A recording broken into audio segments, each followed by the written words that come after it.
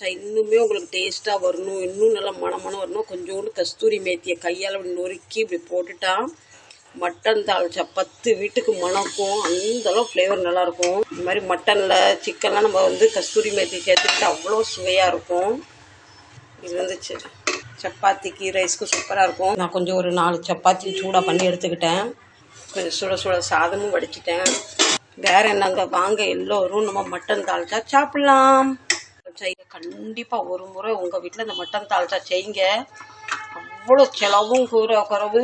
செஞ்சு வச்சுக்கிட்டோன்னா காலை மத்தியானம் நைட்டு தோசைக்கு ஒரு பிரேக்ஃபாஸ்ட் பரோட்டாக்கு எதுக்குமே வச்சு சாப்பிட்லாம். இந்த ஃபுல் வீடியோ நீங்கள் பாருங்கள். அப்போ தான் என்னென்ன ரெசிபி இந்த மட்டன் தால்ச்சாக்கு சேர்த்துக்கன்னு தெரியும். பிடிச்சிருந்தா கண்டிப்பாக சப்போர்ட் பண்ணுங்கள். நெக்ஸ்ட்டு நம்ம மட்டன் தால்ச்சா, பின்ன சுட சுட சாதம், ஆரி போச்சு சாதம், பின்ன ஒரு ஃபுல்கா. நம்ம சப்பாத்தி கூட அப்படியே சப்பாத்தியை உள்ளே விட்டு ஒரு மட்டன் பீஸ் எடுத்து அப்படியே ரோல் பண்ணி. Hello friend, back to Bhavani lifestyle. எப்படி இருக்கீங்க? நலமாக இருக்கீங்களா? நான் ரொம்ப நலமாக இருக்கேன். மீண்டும் இந்த பதிவில் உங்களை அனைவரும் சந்தித்ததில் மிக்க மகிழ்ச்சி. இன்றைக்கி நான் ஒரு வித்தியாசமான முறையில் ஒரு சமையல் பண்ண போகிறேன். மும்பை ரெஸ்டாரண்ட்லாம் இந்த சமையல் ரொம்ப ஃபேமஸ். இது 2 பொருள் இருந்தால் பெருசாகவும் வேண்டாம், 2 பொருள் இருந்தால் அதை வச்சு நம்ம தமிழ்நாட்டில் தால்ச்சா பண்ணுறாங்க பார்த்தீங்களா, தால்ச்சாக்கு நிறைய இன்க்ரீடியன்ட் சேர்க்குறாங்க.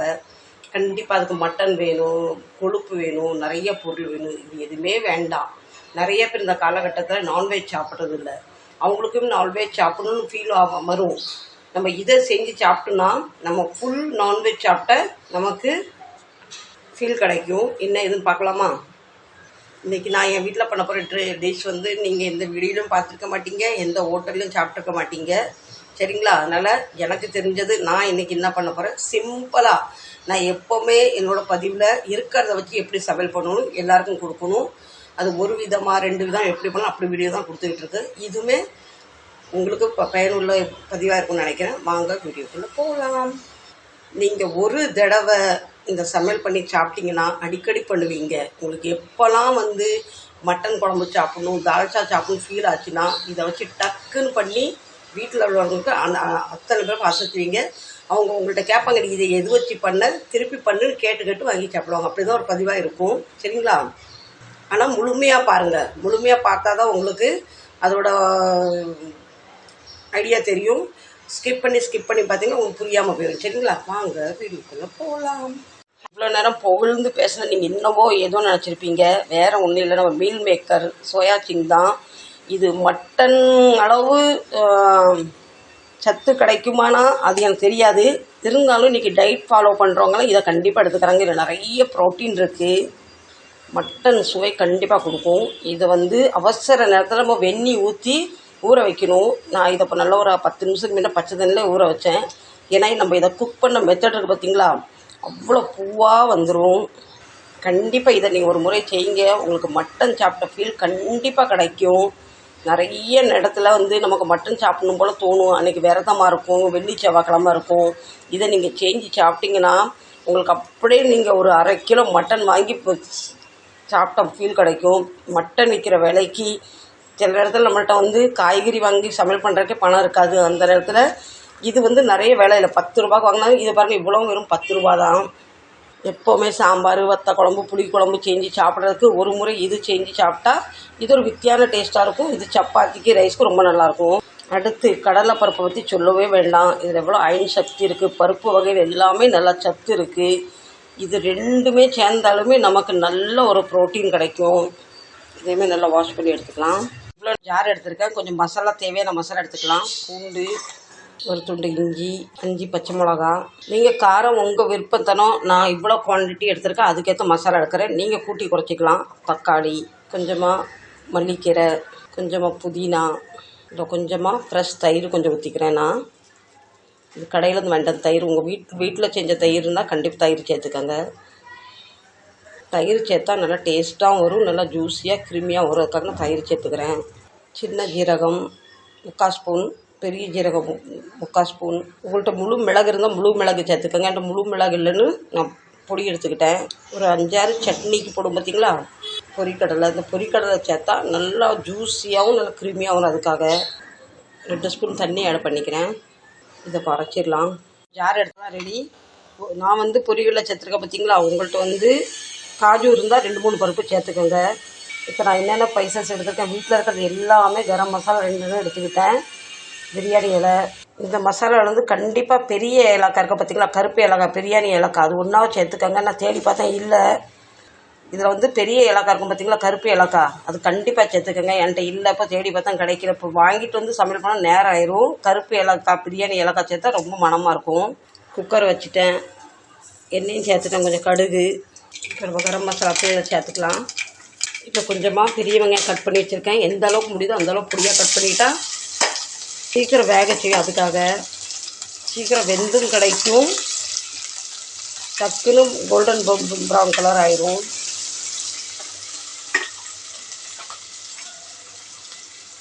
அரைச்சிருக்க மசாலா நல்ல ஃப்ளேவராக இருக்குது. ரெண்டுங்க நம்ம வெங்காயம் வந்து நல்லா கோல்டன் ப்ரௌன் கலர் ஆகிட்டு இந்த ஸ்டேஜில் நம்ம அரைச்ச மசாலாலாம் ஆட் பண்ணிக்கலாம். கேஸ் வந்து ஹை ஃப்ளேமில் வைங்க.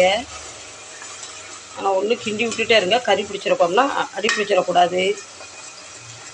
இப்போ காரத்துக்கு 1 ஸ்பூன் மிளகாத்தூள், கலருக்காக ரெட் சில்லி பவுடர் 1 ஸ்பூன் தனியா, 1/4 ஸ்பூன் ஜீரா பவுடர், மஞ்சத்தூள், சுவைக்கேற்ற உப்பு,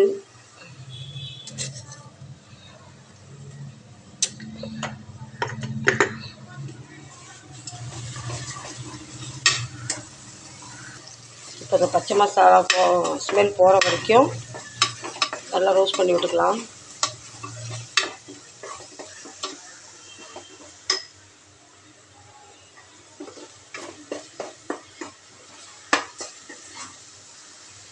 கண்டிப்பாக நம்ம வந்து இந்த மசாலா ஸ்மெல் போகிற வரைக்கும் ரோஸ்ட் பண்ணணும். ஏன்னா நம்ம இதில் தயிர் ஆட் பண்ணியிருக்கோம் பார்த்தீங்களா, கண்டிப்பாக வந்து அடி பிடிக்கிற சான்ஸ் உண்டு. லேசாக அப்படியே கிண்டிக்கிட்டே இருந்தால் எல்லா மசாலா ஒன்று சேரும், பின்ன எண்ணெய் கக்க ஆரம்பிச்சிடும்.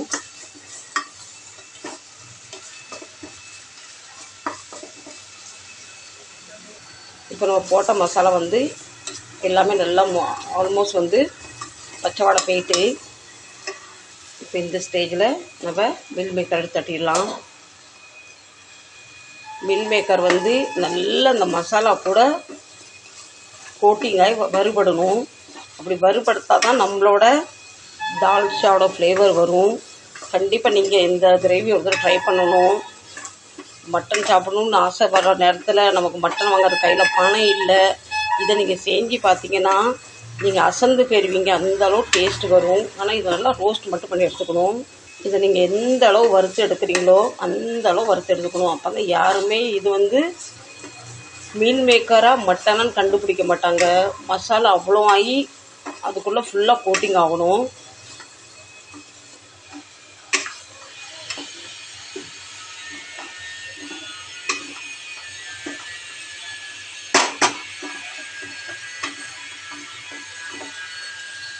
இப்போ ஆல்மோஸ்ட் நம்ம மசாலா குக் ஆகிட்டு கேஸ் மீல் மேக்கரில் நல்லாவே மசாலா பிடிச்சிருக்கு.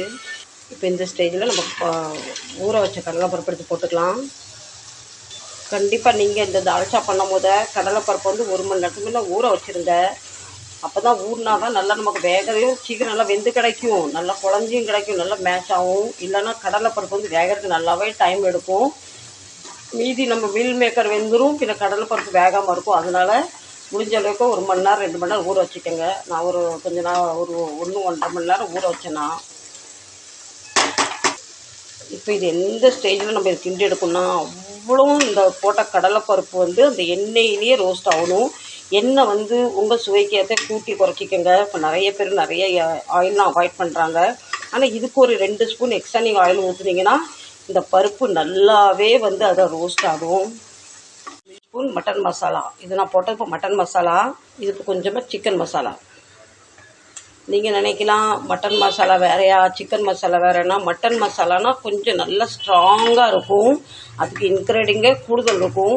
சிக்கன் மசாலாவுக்கு வந்து லேஸ் இன்க்ரீடியங் தான். அது கடைங்களே பேக்கெட் கிடைக்கிது, மட்டன் மசாலா சிக்கன் மசாலா என்னென்னமோ கிடைக்கிது. கொஞ்சம் நல்லா ஸ்ட்ராங்காக இருக்கிறது மட்டன் மசாலா. சரிங்களா, இது 2மே சேர்த்தாச்சு. நம்ம போட்ட மசாலா, நம்ம சோயா, பின்ன நம்ம கடல் பருப்பு எல்லாமே வந்து எண்ணெயில் நல்லா வறுபட்டுட்டு இந்த ஸ்டேஜில் தண்ணி நமக்கு எந்த அளவு தண்ணி வேணுமோ அதை ஊற்றிக்கலாம். நீங்கள் சப்பாத்திக்கு செய்கிற மாதிரி இருந்ததுன்னா தண்ணி வந்து குறைச்சி வச்சுக்கோங்க. அப்படியே சாதம் கூட சாப்பிட்றதுன்னா தண்ணி கொஞ்சம் கூட்டி வச்சுக்கோங்க. இந்த ஸ்டேஜில் உப்பு காரம் எல்லாம் பார்த்துட்டு பின்ன நம்ம குக்கரை போட்டு மூடிடலாம், விசில் போட்டுடலாம். இப்போ தண்ணி செக் பண்ணிக்கோங்க. பை சான்ஸ் உங்களுக்கு இது வெந்த பின்ன ரொம்ப கட்டி ஆகிட்டு சாதத்துக்கு சாப்பிடணும்னு ஃபீல் பண்ணிங்கன்னா இதில் பச்சை தண்ணி கொதி கண்டிப்பாக ஊற்றக்கூடாது. நல்லா வெந்நீர் கொதிக்க வச்சு ஊற்றினா தான் அது டேஸ்ட் வரும். சரிங்களா? எனக்கு இது வந்து போதுமான தண்ணி தான்.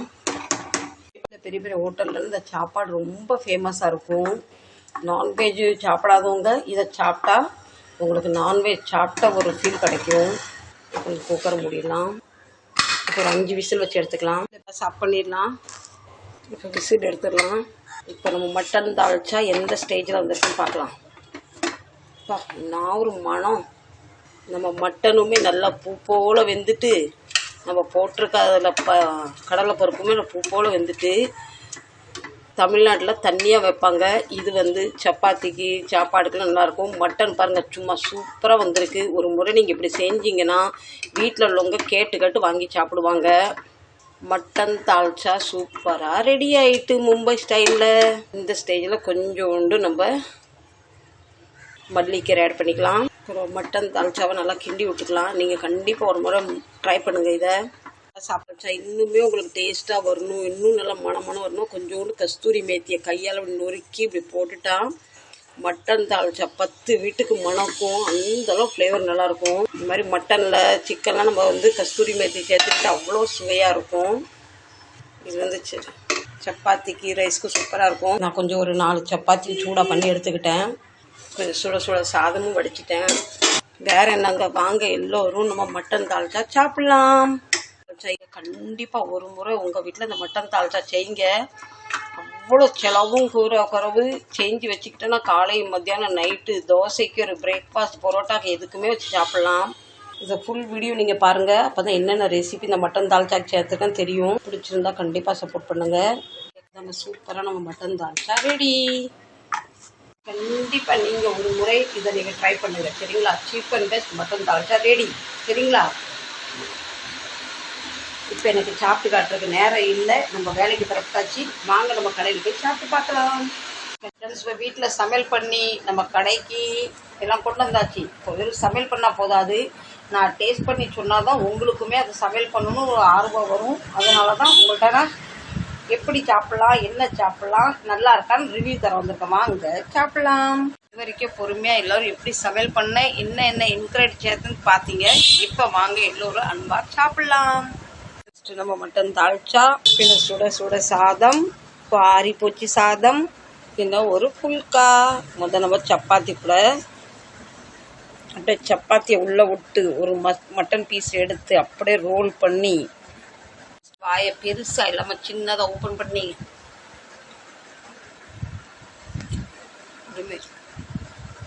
நீங்கள் நம்ப மாட்டீங்க, இந்த சோயாபீன் இருக்கு பார்த்தீங்களா,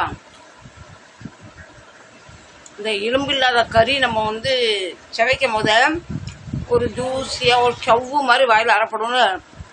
ஏன்னா நல்லாவே ஊற வச்சுட்டேன், நல்லாவே வேக வச்சுட்டேன். நம்ம சோயா வந்து எந்த அளவுக்கு ஊறுது வேகுது அவ்வளோ வந்து மட்டன் மாதிரியே இருக்கும். எனக்கு உள்ளே ஓப்பன் பண்ணி பார்க்குறேன். யாருமே சோயாபீன் சொல்ல மாட்டாங்க. நீங்கள் சொன்னாதான் உங்கள் மில் மேக்கர்னு கண்டுபிடிப்பாங்க. அந்தளவுக்கு மசாலா நல்லா ஊறி வெந்து அப்படியே மட்டன் பீஸ் மாதிரி இருக்குது. எலும்பு இல்லாமல் தனி நயம் கறி இருக்குல்ல, அந்த டேஸ்ட்டாக இருக்குது. நம்ம போட்ட மசாலாவும் அப்படி, வேக வச்சதும் அப்படி. கண்டிப்பாக நீங்கள் ஒரு ட்ரை பண்ணுங்கள். சரிங்களா? எப்போலாம் உங்களுக்கு மட்டன் தால்ச்சா சாப்பிடணும் ஆசையாக இருக்கோ நீங்கள் கண்டிப்பாக இந்த தால்ச்சா பண்ணி சாப்பிடுங்களேன். டக்குன்னு வேலையே முடிஞ்சிடும். நமக்கு மட்டன் வாங்கணும் பணம் இல்லைன்னு கவலை வேண்டாம். அந்த அளவுக்கு ஒன்றும் மெயினாக யார் நான்வெஜ் சாப்பிட்றது இல்லையோ அவங்களுக்கு கண்டிப்பாக இதை நீங்கள் சமையல் பண்ணி கொடுங்க. கண்டிப்பாக ஒரு ஃபுல் மட்டன் சாப்பிட்ட ஒரு ஃபீல் ஆகும். இப்போ நம்ம சப்பாத்தி கூட சாப்பிட்டாச்சு. இப்போ ரைஸ் கூட சாப்பிட்டு பார்க்கலாம். சப்பாத்தி கூட வேறு லெவல், ரைஸ் கூட இன்னுமே வேறு லெவலாக இருக்கும். இல்லைன்னா அழகாக நல்லா பெரிய பிளேட்டில் போட்டு அப்படியே சாப்பிட்டு குழச்செடுத்து சாப்பிட்டு பார்க்கலாம். நம்மளே கொண்டாந்துருக்கு டிஃபன் முடியல. இப்போ கொஞ்சம் மட்டன் எடுத்து இது கூட இப்படி வச்சு இப்படி நல்லா பிசைஞ்சு பட்டை கிராமெல்லாம் தூக்கி ஓரத்தில் வச்சிடணும். இந்த சோறும் இந்த மட்டன் குழம்பும் இந்த பெரிய மட்டன் பீஸ் அப்படி எடுத்து வச்சு உருட்டி, நீங்கள் நம்ப மாட்டீங்க, இந்த குழம்பு அந்த அளவு டேஸ்ட்டாக வந்திருக்கு. கண்டிப்பாக நீங்கள் ஒரு தடவை செஞ்சு பாருங்கள், சரிங்களா? செஞ்சு பார்த்துட்டு சாப்பிட்டு பாருங்கள். உங்கள் அக்கம் பக்கத்தில் ஷேர் பண்ணுங்கள், செஞ்சு கொடுங்க. அவங்க கண்டுபிடிக்கிறாங்க இல்லைன்னு பார்க்கல. இது நல்லா ஊற வச்சிடணும். இதை மீல் மேக்கரை ஒன்று நல்லா ஒரு 5-6 விசில் வேக வேக அப்படியே நம்ம இந்த சவ்வு மட்டன் சவ்வு வைக்கும் போது சவ்வு மாதிரி இருக்கும், அந்த மாதிரி இருக்குது மீல் மேக்கர். கண்டிப்பாக ட்ரை பண்ணுங்கள். சப்பாத்திக்கு, பூரிக்கு, சப்பாத்தி, தோசைக்கெல்லாம் அந்த அளவு அருமையாக இருக்கும். சரி ஃப்ரெண்ட்ஸ், இது வரைக்கும் எனக்கு பொறுமையாக என்னை பார்த்து எனக்கு ஆதரவு தந்து சப்போர்ட் பண்ண அனைத்து உறவுக்கும் நன்றி, மனமார்ந்த நன்றி. மனமார்ந்த நன்றி எதுக்கு, நீங்கள் பொறுமையாக பார்த்தீங்க அதுக்காக. இன்னொரு விஷயம் சொல்கிறேன், நான் அதில் கொஞ்சோண்டு மிளகு போட்டு அரைச்சேன் பார்த்தீங்களா, அப்படியே இந்த வாயில் வச்சு வைக்கும் போது அந்த மட்டன் வந்து மட்டனெல்லாம் வச்சுக்குமே பெப்பர் சிக்கன் சாப்பிட்டா எப்படி இருக்கும் அந்த டேஸ்ட் இருக்குது. நான் போடுற எந்த ஒரு வீடியோவுமே நீங்கள் ஃபுல்லாக பாருங்கள், அப்போ தான் தெரியும். நான் வந்து ரொம்ப சீப்பாக இருக்கிற இன்க்ரீடியன்ட் வச்சு சமையல் பண்ணுறேன். ஆடாமரம் சமையலாம் பண்ண மாட்டேன். இருந்தாலும் நல்லா டேஸ்ட்டாக வரும். நீங்களும் இது மாதிரி செஞ்சு பாருங்கள். ரொம்ப சிம்பிளாக 2 பொருளை வச்சு சூப்பராக சமையல் பண்ணி ஒரு குடும்பத்துக்கு நம்ம விருந்து வச்சிடலாம். அந்த மாதிரி நீங்கள் எந்த ஊர்லேருந்து பார்க்குறீங்க கண்டிப்பாக கமெண்ட் பண்ணி சொல்லுங்கள். ஏன்னா நீங்கள் பார்க்குறவங்களும் அனைவருக்கும் என் மனமார்ந்த ஒரு தடவை உங்களுக்கெல்லாம் நன்றி சொல்லும். அதுக்காக பார்த்தவங்களுக்கும் பார்க்காதவங்களுக்கும் அனைவருக்கும் நன்றி. மீண்டும் ஒரு நல்ல பதிவில் சந்திக்கிறேன். கண்டிப்பாக நீங்கள் இந்த கிரேவியை ட்ரை பண்ணுவீங்களாம். இப்போ நீங்கள் சொல்லுங்கள், நம்ம மட்டன் தால்ச்சா எப்படி இருந்துன்னு சொல்லுங்கள். மீண்டும் நல்ல பதிவில் சந்திக்கிறேன். உங்களிடம் விடை பெறுவது உங்கள் Bhavani lifestyle. Tata bye bye, love you, bye. மீண்டும் நல்ல பதிவில் சந்திக்கிறேன். Tata, love you. லைக் பண்ணுங்கள், சப்ஸ்கிரைப் பண்ணுங்கள். முதல் முறை பார்க்குற மாதிரி சப்ஸ்கிரைப் பண்ணுங்கள், லைக் பண்ணுங்கள். உங்கள் ஒரு லைக்குமே எனக்கு ரொம்ப ஒரு ஆறுதலாக இருக்குது, சரிங்களா? பாய்.